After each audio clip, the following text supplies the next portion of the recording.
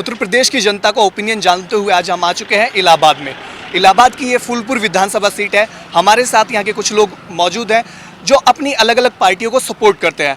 सभी की आमतौर पर अलग अलग विचारधारा होती है और उसी हिसाब से वो पार्टियों को सपोर्ट करते हैं। तो ऐसे में ये देखना दिलचस्प हो जाता है जहाँ एक तरफ जो राजनीतिक पार्टियां हैं और उनके नेता एक दूसरे पर आरोप प्रत्यारोप लगा रहे हैं, ऐसे में जो आम जनता है, जो आम कार्यकर्ता है, वो कितने सजग हैं अपनी पार्टियों के कामकाज से और साथ में विपक्ष की जो कमियां हैं उसके बारे में जानते हैं। ये जानना दिलचस्प हो जाता है।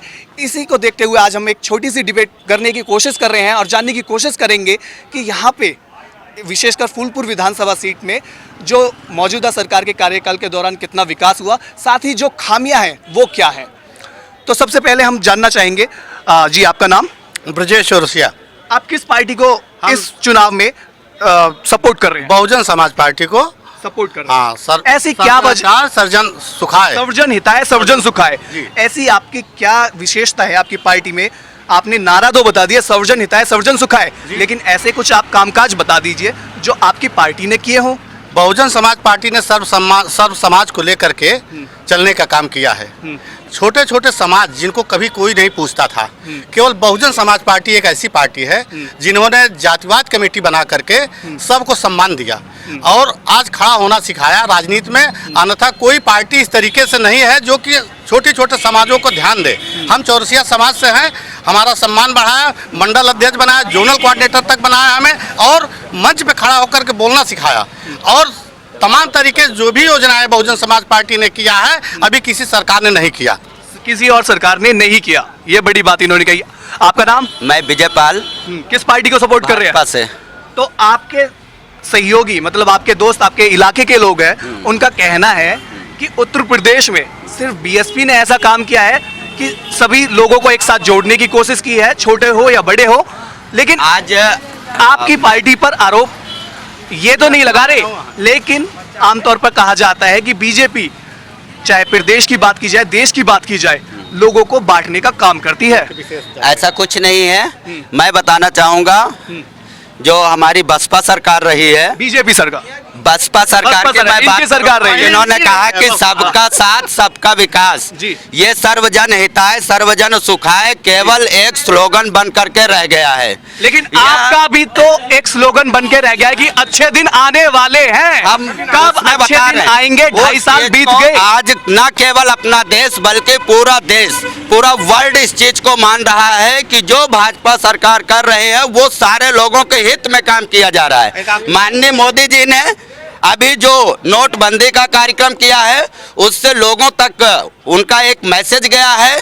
हर गरीब व्यक्तियों को उनका अधिकार, जैसे गैस सब्सिडी से लेकर के गैस योजनाओं तक लाभान्वित करने का कार्य किया है। विशेष रूप से मैं फूलपुर विधानसभा की बात करूंगा। अभी यहाँ मौजूदा समय में समाजवादी पार्टी के विधायक शहीद अहमद जी थे, जो कि पूरे 5 साल में फूलपुर क्षेत्र में उनका कहीं भ्रमण नहीं हुआ।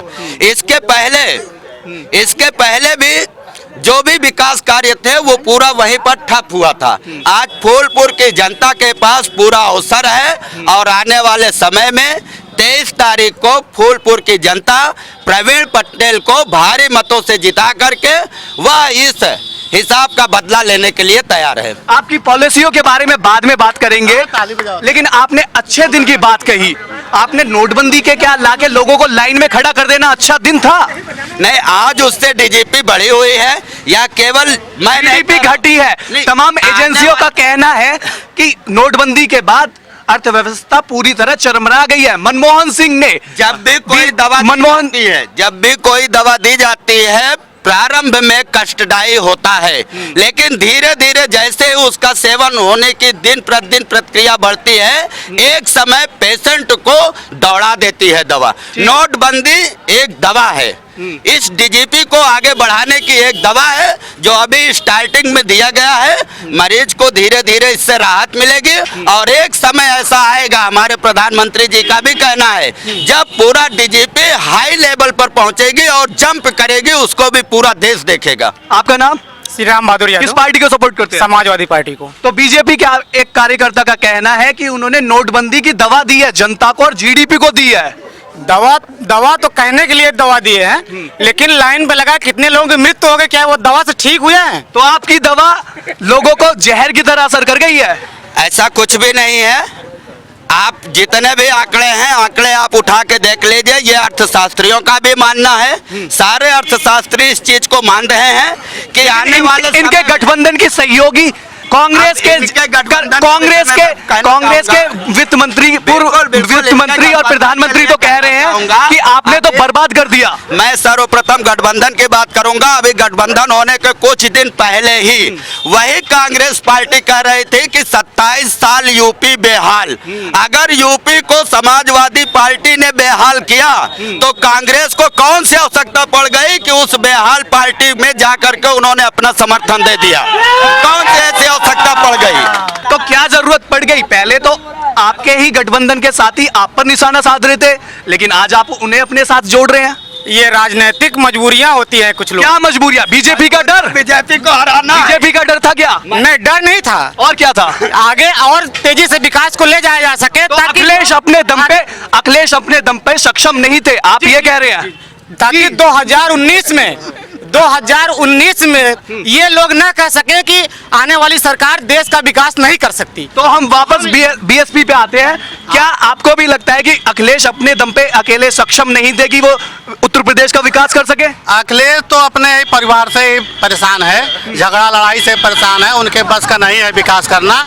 और जो देश के प्रधानमंत्री हम उनका सम्मान करते हैं, लेकिन आज उन्होंने प्रधानमंत्री होकर के जो गरिमा देश के प्रति गिराई है, ये एक प्रधानमंत्री को इस तरीके से भाषण नहीं देना चाहिए, नहीं बोलना चाहिए। आज इन्होंने हिंदू मुसलमान को बांटने का काम किया है। आज एक देश का प्रधानमंत्री को इस तरीके से कहीं भाषण देना चाहिए कि अगर दीपावली पर बिजली आती है, नहीं आती है, तो उस पर भी बिजली नहीं आनी चाहिए। रमजान पे भी बिजली नहीं आनी चाहिए। रमजान में बिजली आती है, दीपावली बिजली आनी, ये व्यवस्था आपको प्रधानमंत्री बनाएगा, आप उसको देखिए। आपको चिल्लाने की जरूरत नहीं है। आप इस बात को कहते हैं, जरा सोचने की बात है कि देश का प्रधानमंत्री होकर ये कहते हैं कर्ज माफ कर दिया जाएगा। सोचने की बात है कि देश का कर्ज, आप प्रधानमंत्री हो, आप चाहो तो कर सकते हो। आपकी सरकार मध्य प्रदेश में है, आपकी सरकार और जगह है, वहाँ कितना कर्ज आपने माफ किया? क्यों जनता को बुलावने वादे देते हो? इस तरीके से देश के प्रधानमंत्री को ये गरिमा गिरा रहे हैं। आपके प्रधानमंत्री पर बड़ा आरोप लगा है कि आपके प्रधानमंत्री ने पद की गरिमा गिराई है। नहीं, वो उसके लिए मैं बताना चाहूंगा। अभी हमारे साथी ब्रिजेश भाई ने कहा कि प्रधानमंत्री जी ने कहा कि अगर रमजान पर बिजली आती है तो हिंदुओं के दीपावली पर बिजली नहीं आनी चाहिए। अगर इस बात को कहा तो क्या उन्होंने गलत कहा? सर्वजन सुखाय सर्वजन हिताय का नारा बीएसपी देती है, और प्रधानमंत्री ने सर्वजन सुखाय के लिए अगर आवाज उठा दिया तो कौन सा गलती कर दिया उसने? अगर उनको मिलता है, अगर ईद पर बिजली आती है तो दीपावली पर आना चाहिए, यही तो है ना सर्वहिताय की बात। इसमें कौन सा उन्होंने गलती कर दिया? बांटने का काम कर रहे हैं बीजेपी वाले हिंदू। हमने कहा, अगर हमने ये कह दिया कि ईद, ये सवाल मेरा सपा से भी है, क्योंकि आपकी सरकार के दौरान मुजफ्फरनगर दंगे हुए, दादरी में अखलाक मारा गया। आपकी सरकार के दौरान क्या कानून व्यवस्था आप कायम करने में इतने असफल रहे कि मुजफ्फरनगर दंगे हुए? उत्तर प्रदेश में 500 से अधिक दंगे हुए। जितने भी अपराध हुए हैं, अपराध किस सरकार में नहीं होते हैं, लेकिन उन पे कार्रवाई हुई है। इसको क्या कार्रवाई की है आपने? सरकार के प्रति जो कार्रवाई करनी होती है वो कार्रवाई हुई है, किसी की गिरफ्तारी हुई है। आपकी कार्रवाई का एक एग्जाम्पल हम देंगे। बुलंदशहर में रेप होता है, आपके मंत्री जी आजम खान उस पर भड़काऊ बयान देते हैं, क्या ये आपकी कार्रवाई होती है?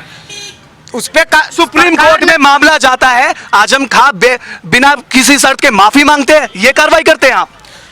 वो तो भाई बड़े नेताओं की बात है। आप क्या कहेंगे इन आरोपों पर? देखिए, हम समाजवादी पार्टी को जानता हूं, समाजवादी पार्टी के बारे में बोलना बहुत ही मुश्किल की बात है। अब वो तो पतन हो चुका है, परिवार में अपने आपस में ही लड़ करके पतन कर लेंगे। वो तो इतिहास गवाह रहा कि जब आपस में टकराएंगे तो लोग पतन हो जाएगा, उनका पतन हो चुका है। लेकिन जहां तक हमारे देश के प्रधानमंत्री की बात है, बीजेपी की बात है, आज जो बहुजन समाज पार्टी के पहले प्रत्याशी प्रवीण सिंह पटेल थे, आज इस फूलपुर विधानसभा से आज वो बीएसपी में गए, वो बीजेपी में गए हैं, भारतीय जनता पार्टी में उन्होंने 5 साल उन्होंने कोई कार्य नहीं किया, मैं भी मेरे ही साथ रहे, 5 साल कोई काम नहीं किया।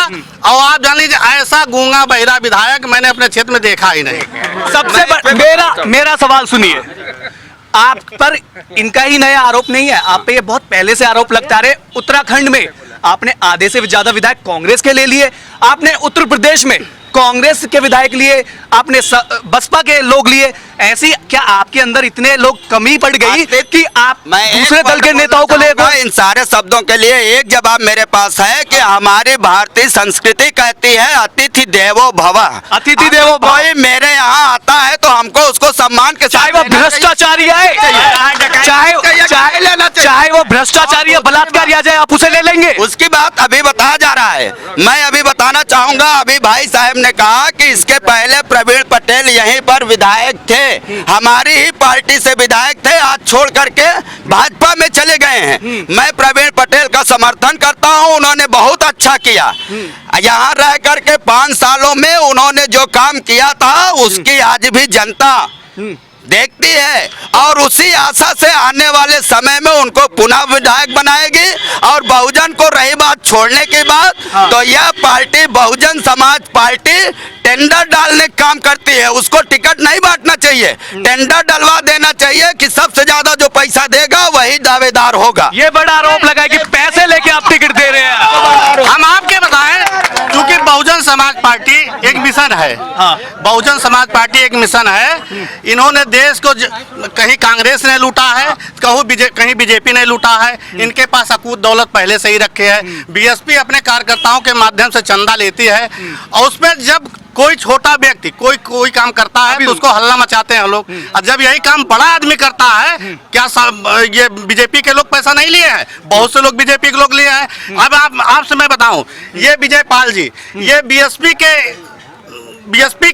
कार्यकर्ता रहे, पहले अच्छे कार्यकर्ता थे, 10 साल में बीएसपी के साथ थे। क्योंकि जिस विधायक के पास अकेले उस क्षेत्र का पूरे फंड का पैसा लेकर के विद्यालय बनवा लिया आदमी। क्या बहुत बड़ा आरोप लगा है? बताइए, आप तो निजी फायदा कर रहे हैं, आप खुद भ्रष्टाचार कर रहे हैं। क्षेत्र के बच्चों से 300-300 रुपए, 400-400 रुपए हल्का लेता है आदमी। और उसके बाद जब देख लिया ये आदमी बीजेपी में भाग रहा है, ये आदमी वहाँ बीजेपी में पहुँच गए आदमी, और वहाँ भी लूटने का काम ही करेंगे कि प्रवीण पटेल जीते फंड हमें को मिल जाए। तो ये आपकी पार्टी पर मेरा सवाल ये है कि ठीक है, एक बार को अगर मान ले उनकी पार्टी में पैसे मांगे गए, क्या आपने बिना पैसे लिए टिकट दे दिया उन्हें? बिल्कुल बिल्कुल। क्यों? कैसे मान ले जो शख्स पहले से भ्रष्टाचार देता आया हो वो आपकी पार्टी में क्यों नहीं भ्रष्टाचार देगा? भाई ने क्यों नहीं देगा? और साथ ही आप पर भी बड़े आरोप लगे हैं कि आपने तो छात्रों को भी नहीं छोड़ा, 300-300, 400-400 रुपए लिए हैं। ये हमारा पर्सनल इन्होंने कमेंट किया है, मैं उस पर जवाब देना चाहूंगा। माननीय प्रवीण पटेल ही इकलौते ऐसे नहीं हैं जो कॉलेजों में, यही कॉलेज बाबूगंज में सीताराम सिंह इंटर कॉलेज में उन्होंने दिया है, सर्व समाज में उन्होंने दिया है, जंगी लाल में उन्होंने दिया है, और हमारे भी स्कूल में उन्होंने दिया है, मनेतू में भी दिया है। इस पूरे क्षेत्र का कोई ऐसा कॉलेज नहीं है जहां उन्होंने पैसा नहीं दिया। अब समाजवादी पार्टी से बड़ा सवाल कि आपके यहाँ बीजेपी के विधायकों पर आरोप लग रहे हैं, औरों पर आरोप लग रहे हैं। क्या आपकी सरकार इतना कुछ अपनी नाक के नीचे होने दे रही है कि विधायक चंदा उगा रहे हैं आपके यहाँ से, लोगों से पैसा ले रहे हैं, विद्यार्थियों से ले रहे हैं? आपकी सरकार कहाँ सो रही है? ये भ्रष्टाचार हम आप तो घर बैठे बैठे कर रहे हैं, इसको सरकार के बारे में तो मालूम नहीं है। मतलब सरकार आपके कार्यकर्ता क्या करते हैं, आपकी सरकार क्या करती है? अगर आपके क्षेत्र में, आपके प्रदेश में कुछ भी हो जाए, आपकी कोई रेस्पॉन्सिबिलिटी नहीं है? नहीं, अगर जानकारी में आएगी तो उनके खिलाफ कार्रवाई की जाए। सामने बात हुई है, अगर जानकारी में होगी तो इनके खिलाफ कार्रवाई होगी। कार्रवाई होगी जी। आप तैयार रहिए जेल जाने के लिए। बिल्कुल बिल्कुल, मैं तैयार हूँ। और आज सारे लोग परेशान हैं इस चीज के लिए। सपा के आदमी कह रहे हैं, हम नहीं कह रहे। बिल्कुल, सपा के आदमी हो चाहे बसपा का आदमी हो, ब्रिजेश भाई हो चाहे राम बहादुर हो, हम तैयार हैं। ये जिस स्तर पर अगर कोई गलत हो तो यहाँ हमारे बहुत सारे ऑडियंस भी हैं, हम लोगों का इंडिविजुअल नहीं है। रही बात प्रवीण पटेल के, आने वाले समय में आज पूरा विधानसभा प्रवीण पटेल जिंदाबाद का नारा लगा रहा है, और आने वाले समय में वो पुनः अपने 5 साल की भरपाई करने के लिए प्रवीण पटेल को विधायक बनाने जा रहा है। और भी लोग हैं, उनसे जानेंगे कि प्रदेश में क्या स्थिति रही है, इनके यहाँ पे क्या स्थिति रही है। हाँ जी, मैं बताएं, आप बताइए। हम बता रहे हैं, बताइए। ये पाल समाज के हैं, विजय पाल। मेरा नाम है बाबा रामचंद्र पाल। हाँ जी। 84 से मैं बहुजन समाज पार्टी से जुड़ा हुआ हूँ। हाँ जी। पाल समाज को कोई पूछता नहीं था, कोई इज्जत नहीं थी, ये बहुजन समाज पार्टी ने दिया। आज ये भाजपा की दामन पकड़ लिए हैं, भाजपा की दामन पकड़े हैं। ऐसे लोगों को हम क्या विश्वास माने? पाल समाज जहाँ से उठा है, मैं उसकी बात कर रहा हूँ। यहाँ बहुजन समाज पार्टी की सरकार बनने जा रही, विधायक यहाँ जीतने जा रहे हैं। ये फालतू बोल रहे हैं, ये फालतू बोल रहे हैं। पटेल जिंदाबाद। साथ ही तुम पर मेरा बड़ा सवाल आपसे ये है कि आप पर आरोप लगा है कि आपने तो पीछे से कमर में छुरा घोंपा है। अब मैं बताना जिस पाल चाहूंगा। समाज को बीएसपी ने पूरा आगे बढ़ाया, उसी को छोड़ के आप भाग गए। ये इतिहास गवाह है, पाल समाज का ये गौरव है। पाल समाज जिस भी पार्टी के साथ गया है उसका पूर्ण बहुमत में सरकार बना है। लेकिन आपने ये छुरा घोंप के ही तो ये काम किया है। कुछ नहीं है। अगर बीएसपी पूर्ण बहुमत में सरकार बनाए तो वो राजू पाल का देन था, और उसी पाल समाज के दम पर बीएसपी ने पूर्ण बहुमत में सरकार बनाया था। और आज बीएसपी कोई ऐसी उपलब्धि बता दे पाल समाज के लिए जो स्पेशल हो तो उसके लिए मैं तैयार हूँ। बीजेपी में बहुत से पाल मारे गए, उसके बाद बसपा का जब पाल मारा गया तो बसपा के लोग खड़े होकर के झंडा उठाया, और जो राजू पाल का नाम हुआ पूरे क्षेत्र में जो बीएसपी के परचम लहराया। आज बीएसपी के आज ये बीजेपी में भाग के जा रहे हैं। अब पाल समाज की इज्जत कहाँ रह गया? अब कहाँ रह गया इज्जत पाल समाज का? अब तो आज भी पूजा पाल बीएसपी में है। अब आम जनता से पूछते हैं, आम जनता से पूछते हैं कि उनका क्या कहना है। आपका नाम? बनवारी लाल यादव एडवोकेट। बनवारी लाल जी, ये बताइए आपके क्षेत्र में क्या समस्याएं हैं जो सरकार दावे कर रही है, उनमें कितनी हकीकत है? एक्चुअल में अगर देखा जाए तो सरकारी लेवल पर हमारे क्षेत्र में कोई काम नहीं हुआ है। और इस 5 साल के पहले हमारे क्षेत्र में माननीय जो प्रवीण पटेल विधायक जी थे, उन्होंने लोगों के बीच में रह करके काम किया और बड़े पैमाने पर सहयोग किया। इसलिए इस क्षेत्र की जनता जो है उनको हाथों हाथ ले रही है और भारी बहुमत से तो जीता। आपका कहना है कि सपा सरकार के पिछले 5 साल के दौरान काम नहीं हुआ? और भी लोग हैं, उनसे बात करेंगे। आपके यहाँ पे पिछले 5 साल के दौरान कितना काम हुआ है? नहीं, सपा शासनकाल में बहुत अच्छा काम हुआ। क्या कुछ एक काम बता सकते हैं अपने? 100 नंबर डायल 108 नंबर है सपा। लेकिन आपके यहाँ सड़कें तो टूटी पड़ी है पूरी। नहीं, सड़कें टूटी में वो हर जगह सड़कें टूटी रहती हैं। जीतने के बाद सड़क का नंबर है। कुछ 5 साल सोए रहे, सड़क का नंबर 5 अब आएगा। सपा का शासन बहुत अच्छा रहा। कुल मिला के यहाँ पे सपा का विधायक जीत और रहा भी लोग है। हैं, उनसे बात करेंगे। नोटबंदी की बात की जाए तो नोटबंदी के बाद कितनी परेशानी हुई? परेशानी बहुत हुई, जितना परेशानी ना होना चाहिए उतनी हुई है। पूछिए क्या इस 10 साल में जब से सपा और बहुजन सरकार है, पूरे देश में प्रदेश में लॉ एंड ऑर्डर बिल्कुल नाम मात्र के नहीं रह गया है। और कानून व्यवस्था तो आप बगैर पैसा दिए FIR आपके नहीं दर्ज होता है। तो इसलिए भाजपा यहाँ भाजपा यहाँ आएगी और 100% आएगी। तो आपका क्या कहना है? आपके यहाँ कुछ हुआ है अभी तक पिछले 5 साल में? हाँ, बहुत कुछ हुआ। मैं क्या कुछ विकास कार्य बता सकते हैं? विकास कार्य, लाइट बरोबर आ रही है। लाइट बरोबर आ रही है, लेकिन आपके यहाँ की सड़कें तो टूटी हुई है। सड़कें टूटे, सड़कों का नंबर 8 साल और 16 साल पे आता है रिपेयरिंग होने का। अच्छा। हाँ हाँ। तो आपको लगता है कि उन्हें अगले सरकार को अभी 5 साल और चाहिए सड़कें बनाने के लिए? 5 साल और चाहिए। चलो, ये बड़ी बात इन्होंने कही कि अगले सरकार को 5 साल और चाहिए सड़कें बनाने के लिए। और भी लोग मौजूद हैं, उनसे जानने की कोशिश करेंगे। हाँ जी, आप कुछ कह रहे थे? हाँ, पूछे सवाल, तब से बात कि नहीं। अब तक 5 साल बीत गए हैं सपा सरकार को, आपके यहाँ कानून व्यवस्था कैसी रही अब तक? कानून व्यवस्था तो इतना रहा है कि गायत्री प्रजापति गवाह हैं। गायत्री प्रजापति गवाह हैं। तो ये बड़ा सवाल उठता है समाजवादी पार्टी के मंत्री पर ही जब एक रेप का आरोप लगता है, तो उत्तर प्रदेश में बाकी जो जगह है उन्हें कैसे आप सुरक्षित समझ सकते हैं? और भी लोग हैं, उनसे हाँ जी, कुछ कह रहे हैं? हाँ, दूसरी बात ये दूसरी बात, अगर सुप्रीम कोर्ट का आदेश न हुआ होता तो FIR ही न दर्ज होती।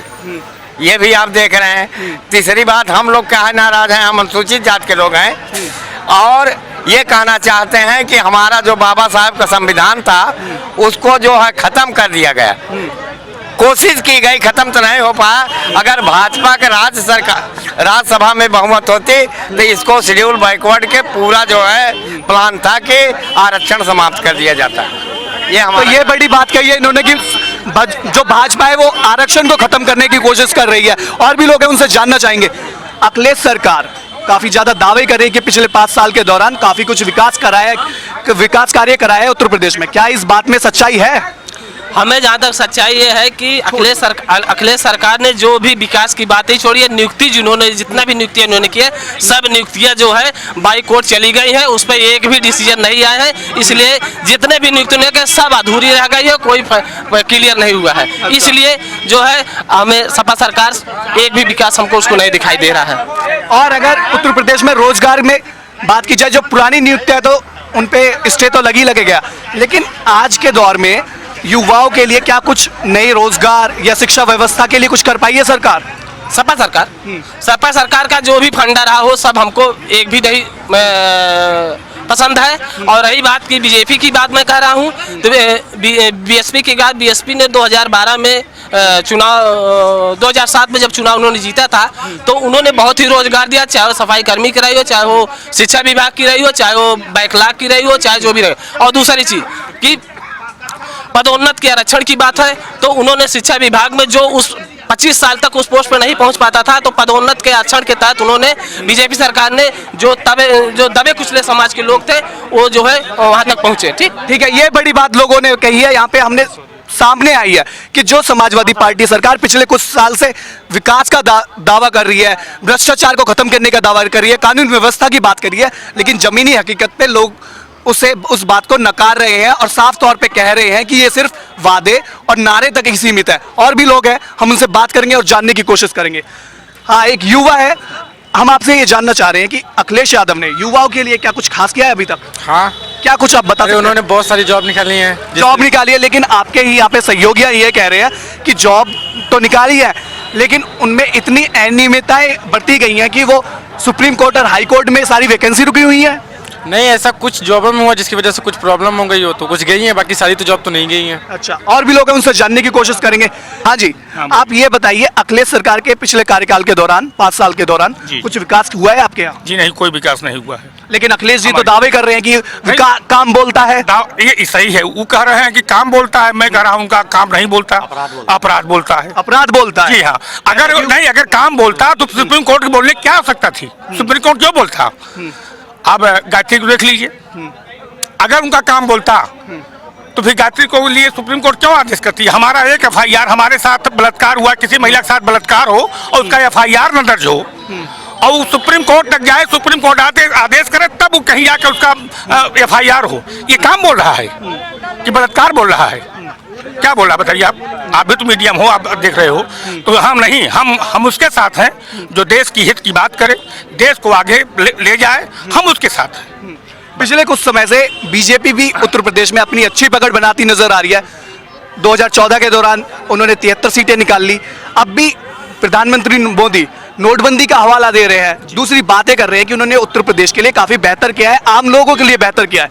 क्या इस बात में सच्चाई है? जी हाँ, बिल्कुल सच्चाई है। नोटबंदी से आम आदमी को कोई तकलीफ नहीं है। जो पूंजीपति हैं, जो बेईमान करते लोग हैं, जो मतलब इसमें जो इनकम टैक्स देने से घबरा रहे हैं, उनके लिए समस्या है, आम आदमी के लिए समस्या नहीं है। आम आदमी के लिए नोटबंदी से कोई समस्या नहीं। लेकिन नोटबंदी के बाद आम लोग तो 2-2 हजार रुपए के लिए कई दिन तक लाइन में लगा। लेकिन आप बड़े बड़े उद्योगपतियों के पास, रईसों के पास करोड़ों रुपए की नई करेंसी पकड़ी गई। जी, ये सुन लीजिए, ये देखिए मोदी जी ने ये लागू किया, मान के चलिए, लेकिन देश में बेईमान बहुत सारे हैं। ये सारी बैंक की कमी की वजह से, आरबीआई की कमी से, बैंकों के कर्मचारियों की कमी से ये समस्या आई। लेकिन वो भी उनके साथ उचित कार्रवाई की गई। 400-500 मैनेजर इस वक्त जेल में है, ऐसी कोई बात नहीं है। हाँ जी, क्या कह रहे थे? मोदी जी जो है, प्रधानमंत्री जी बिना सोच विचार के ये निर्णय लिया। उन्होंने जल्दबाजी में निर्णय ले लिया, उस पर कम से कम 200 लोग मर गए नोटबंदी में, और उसके बाद जनता का कोई फायदा होने वाला नहीं है। उन्होंने कहा था हर खाते में 15-15 लाख रुपए आएगा, गरीब उसी सजबाग में अभी तक पड़ा हुआ। तो कब आएगा प्रधानमंत्री के दावे के 15 लाख रुपए? मोदी जी ने कहीं नहीं कहा है किसी खाते में 15 लाख आएगा, ये कहीं नहीं कहा गया है, न कोई बात है। नहीं कहा है, ये कह रहे हैं। ये तो मीडिया के लोग आप सब यहाँ जितने लोग हैं, देश के लोग ये देख रहे हैं, इनके नेता बोल रहे हैं। अभी कल महाराष्ट्र में फडणवीस ने कहा कि 15 लाख रुपए आएगा, धीरे धीरे खाते में आएगा। एक मिनट, चलो छोड़िए, और लोगों से बात करेंगे। हाँ जी, ये तो बड़ा आरोप है, प्रधानमंत्री मोदी ने कहा था 15 लाख की बात की थी, काले धन की बात की थी। कितना काला धन आ गया, आपने तो घोषणा भी नहीं की। बहुत सारे काले धन आए। काले धन का मतलब क्या समझते हैं? बताइए। विजय माल्या इंडिया विदेश में बैठा है, आप कुछ आप तो नहीं ला पाए, आपका ही सांसद था वो। किसी कार्य को करने के लिए समय चाहिए, समय दीजिए, बिल्कुल भी जमा ले आएगा, बिल्कुल उसका पैसा आएगा। एक बात, दूसरी बात, काला धन का मतलब ही होता है कि जो जिन पैसाओं का इनकम टैक्स नहीं दिया जाता, जो चोरी से रखा जाता है, वही काला धन है। हमारे देश में बहुत काला धन है। आज हमारे देश के काला धन पकड़ा गया है, कल विदेशों का पकड़ा जाएगा। क्यों नहीं पकड़ा? आप क्या कहेंगे, कुछ कह रहे थे अभी? हमने बोला था स्विच बैंक जो है उसका स्विच क्यों जारी नहीं करते, कितने लोग का बैंक में पैसा जमा है, क्यों नहीं जारी करते हो स्विस बैंक में लोगों की सूची? समय दीजिए, बिल्कुल जारी होगा। कितना 2.5 साल तो बीत गया भाई, 2.5 साल बीत गया है ना। 70 साल की कमियों को 2.5 साल में नहीं पूरा किया जा सकता।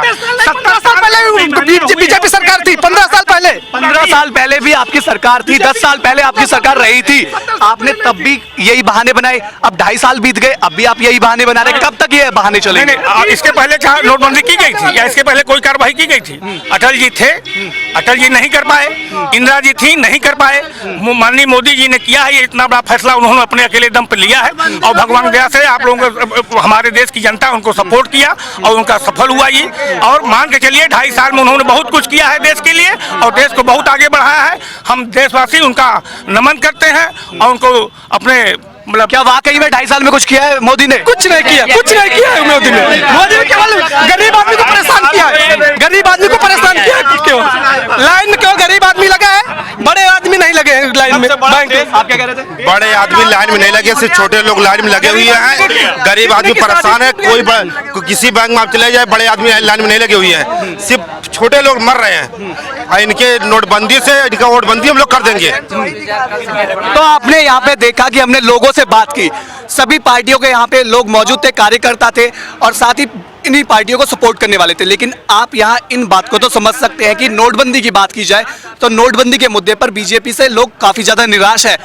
वहीं दूसरी तरफ विकास की बात की जाए तो उत्तर प्रदेश में बेशक से अखिलेश सरकार कुछ भी दावे की जाए, लेकिन जो लोग हैं, जो आम जनता है, उन तक ये विकास शायद पहुंचा नहीं है।